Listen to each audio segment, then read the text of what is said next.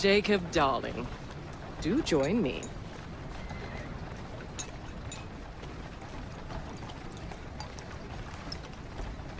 To our fruitful partnership. And to the shiny new engines now in my possession.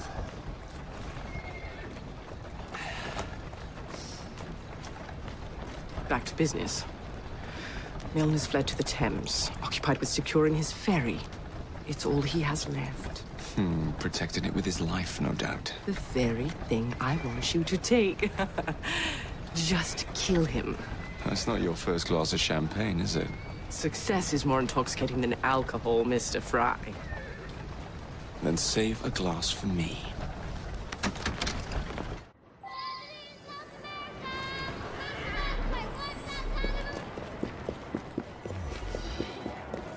Now, what would it take to draw out Starrick's pawn? The sight of his ferries in flames, perhaps. What could be happening?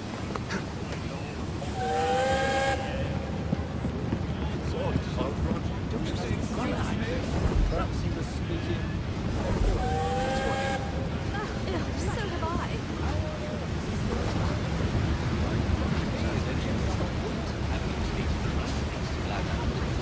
Right. Without our privileges, we might as well be insane.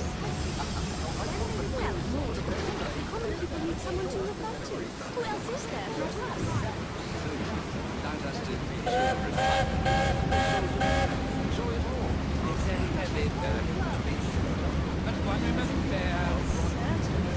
Oh, we mustn't ever let them know how difficult it is. We must appear as close.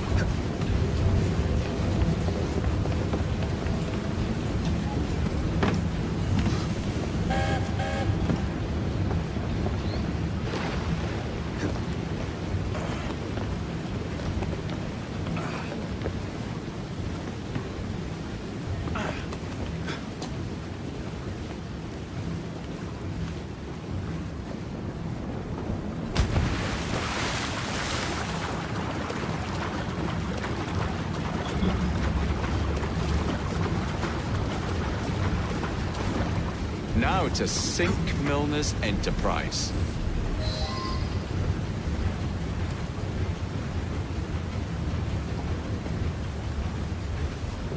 Grab him!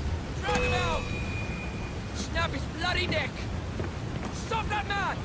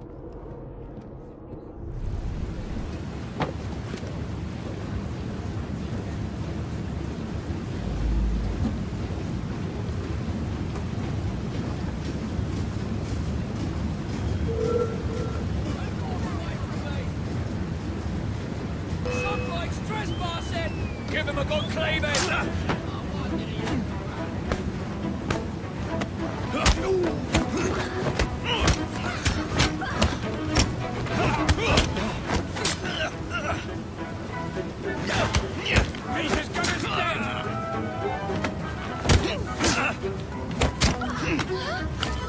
He's retreating in one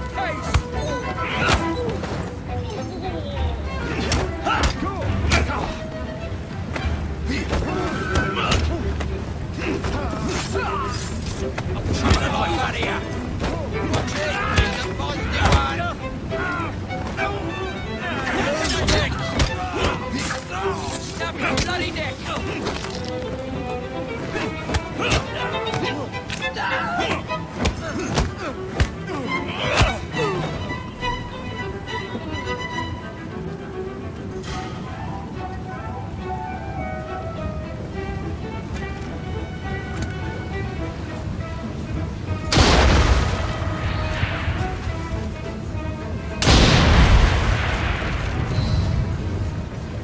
What the bloody hell?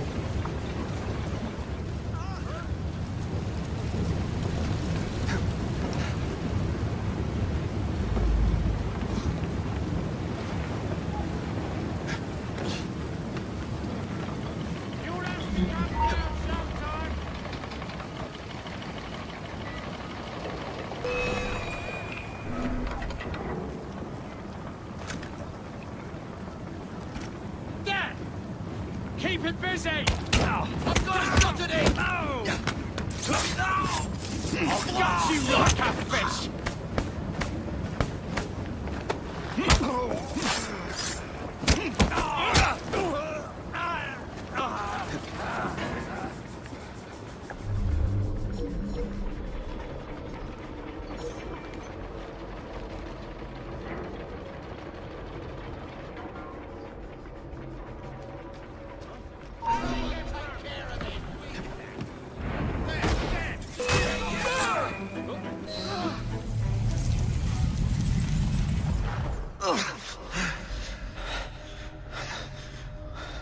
I knew this day would come. Mr. Starrett was furious I lost the engines. So this is my comeuppance. Pearl Attaway led me to you, not Starrick. Then they're working together again. I should never have come between Mr. Starrett and Miss Attaway. Family always stay together in the end. What you mean they're family?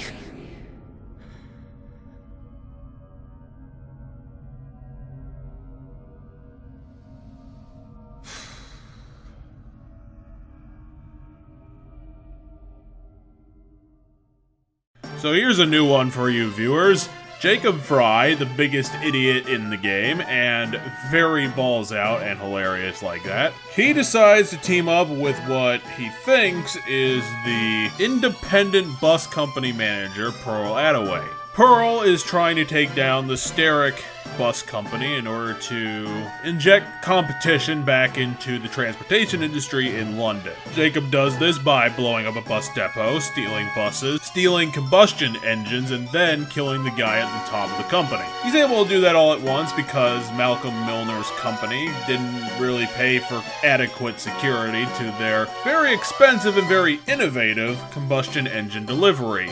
Jacob was able to easily steal that for Pearl's company, thereby making her the most ingenious bus company and being able to win over the customers, even if Malcolm Millner was still alive. But then he drops the truth bomb. Jacob, idiot that he is, did not look into the situation hard enough and ended up accidentally allying himself with the Templar bus company and killing the one that was actually trying to get the competition back into things. And she has the combustion engines, she has all the security she needs, and Jacob just made this job 5 times harder than it actually did just because he didn't ask his assassin helpers any pertinent questions or tried to get a handle on what was actually happening.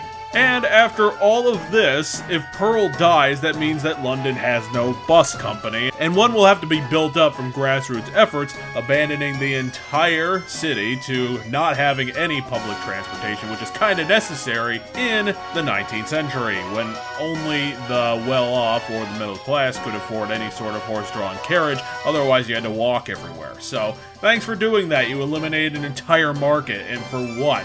Just so you could save some face about being the biggest idiot in the Assassin franchise?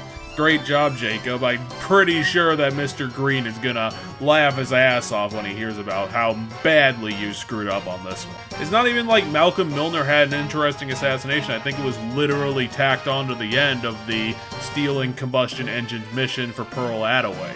He was just an afterthought. He was just there at the wrong time. He didn't even get one of those big assassin package highlights of the set piece things that the other ones did, so it's pretty substandard. It's a mid-boss assassination target. There's not really much to talk about gameplay-wise, because they just labeled one of the NPCs as important and told Jacob to kill him, even though he wasn't surrounded by a lot of security, especially since he's been killing them, trying to get the combustion engines, leaving Malcolm Millner with about a third of the security he actually needed if he wanted any chance to stop Jacob Fry. Kind of a shame, really.